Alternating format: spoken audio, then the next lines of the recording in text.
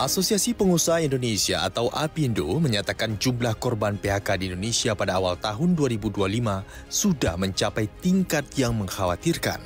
Terhitung sejak Januari hingga Maret 2025, sebanyak 73.992 pekerja tercatat telah kehilangan pekerjaan dan berhenti dari BPJS Ketenagakerjaan. Ketua Umum APindo Sinta Kamdani menyebut kondisi ini dipicu lesunya sektor industri padat karya. Berdasarkan data sepanjang 2024, terdapat lebih dari 257.000 pekerja yang mengalami PHK. Meski investasi telah mencapai hingga 4 juta lapangan kerja baru, namun angka tersebut dinilai belum cukup untuk menanggulangi lonjakan PHK yang terjadi secara signifikan. Survei terhadap 357 perusahaan anggota APindo mengungkapkan 65% memilih PHK karena turunnya permintaan. Sementara 43% terpaksa melakukan PHK akibat biaya produksi yang tinggi. Faktor lain adalah kenaikan upah minimum dan tekanan produk impor dan penerapan otomasi.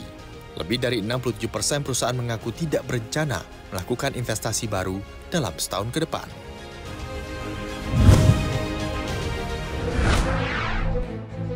Penjualan mobil di Indonesia mengalami penurunan tajam pada bulan April 2025. Dan tercatat sebagian terpuruk dalam 12 bulan terakhir.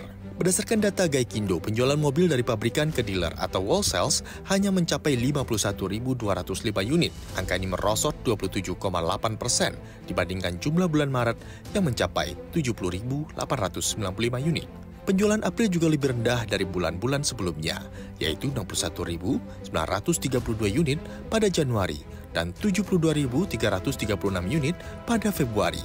Rata-rata penjualan nasional sejak Mei 2024 selalu di atas 70.000 unit per bulan. Kondisi ini membuat total penjualan selama 4 bulan pertama 2025 hanya mencapai 256.368 unit. Data penjualan retail atau dari dealer ke konsumen juga menunjukkan tren penurunan. Pada April penjualan retail hanya 57.031 unit, turun drastis dari Maret yang mencapai 76.582 unit. Total penjualan retail selama Januari hingga April 2025 hanya mencapai 267.514 unit. Kondisi ini mencerminkan lesunya daya beli masyarakat di sektor otomotif.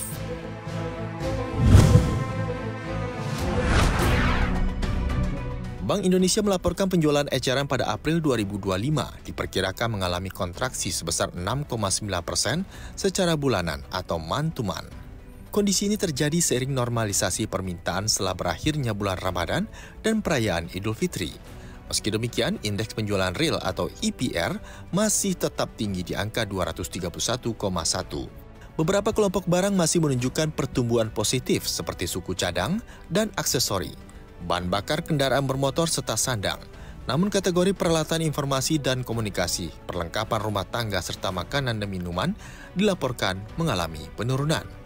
Pada bulan Maret 2025, penjualan eceran tercatat tumbuh signifikan sebesar 13,6% secara bulanan berkat momen Ramadan dan strategi diskon dari retail. Diperkirakan akan menurun pada Juni dan September 2025, terlihat dari penurunan indeks ekspektasi harga umum di periode tersebut.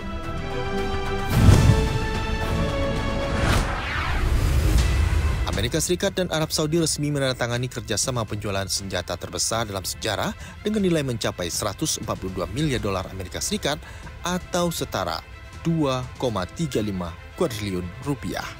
Kesepakatan ini dilakukan di tengah kunjungan Presiden Amerika Serikat Donald Trump ke Riyadh dan menjadi langkah strategis dalam memperkuat aliansi militer kedua negara. Lewat kesepakatan ini, Arab Saudi akan mendapatkan peralatan pertahanan canggih termasuk sistem pertahanan udara, rudal angkatan udara, dan antariksa. Tak hanya itu, kapabilitas keamanan maritim, perbatasan, serta sistem informasi dan komunikasi juga akan diperkuat secara menyeluruh. Di saat yang sama, Arab Saudi juga berkomitmen menginvestasikan hingga 600 miliar dolar Amerika Serikat. Gedung Putih menyebut kerjasama ini dirancang untuk meningkatkan keamanan energi, industri pertahanan, serta Amerika Serikat terhadap infrastruktur global dan mineral kritis.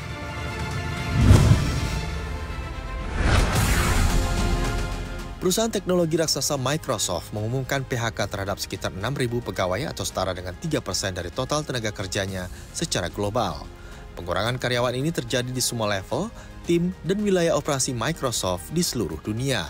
Langkah ini disebut untuk menyederhanakan struktur manajemen dan menyesuaikan organisasi dengan kondisi pasar yang dinamis.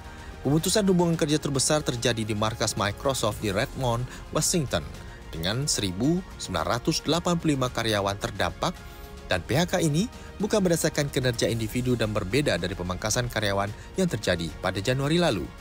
Meski demikian, Microsoft melaporkan kinerja keuangan yang kuat pada kuartal terakhir, dengan laba bersih mencapai 25,8 miliar dolar Amerika Serikat. CEO Satya Nadella menyatakan perusahaan akan terus beradaptasi untuk mengoptimalkan strategi penjualan dan pertumbuhan bisnis di era kecerdasan buatan.